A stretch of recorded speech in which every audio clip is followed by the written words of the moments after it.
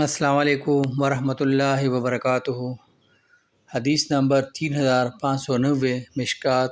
المصابیح میں سے حضرت عائشہ رضی اللہ عنہا نبی صلی اللہ علیہ وآلہ وسلم سے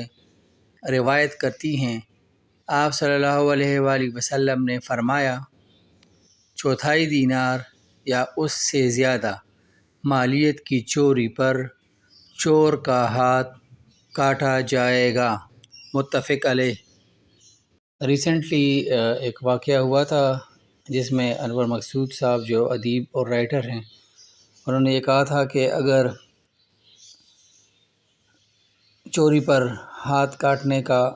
سلسلہ شروع کر دیا تو پاکستان کے 22-25 کروڑ میں سے تو 20 کروڑ کے ہاتھ ہی کاٹے جائیں گے۔ تو یہ ہمارے لیے ایک لمحہ فکریہ ہے کہ ہمارے اس قوم پاکستان میں ہر وہ برائی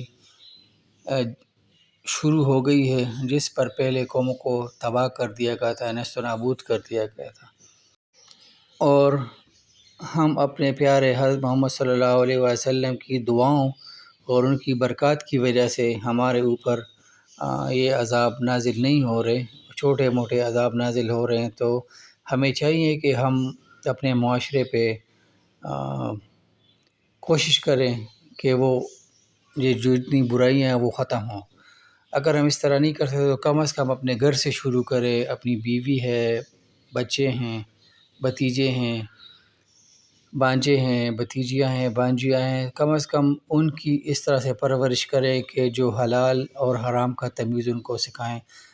اور اچھے کام کرنے کی ترغیب دیں۔ ہم اپنے بچوں کو یہ کہہ سکتے ہیں کہ آج کے دن آپ نے کیا اچھائی کی ہے اور کیا برائی کی ہے، اس کا ہم اس سے ڈیلی احتساب کروا سکتے ہیں۔ تو شاید ہم ابھی تو نہیں لیکن فیوچر میں ایک اچھا معاشرہ ترتیب دے سکیں۔ اور اس کے علاوہ ہمارا یہ ہے کہ حضرت محمد صلی اللہ علیہ وسلم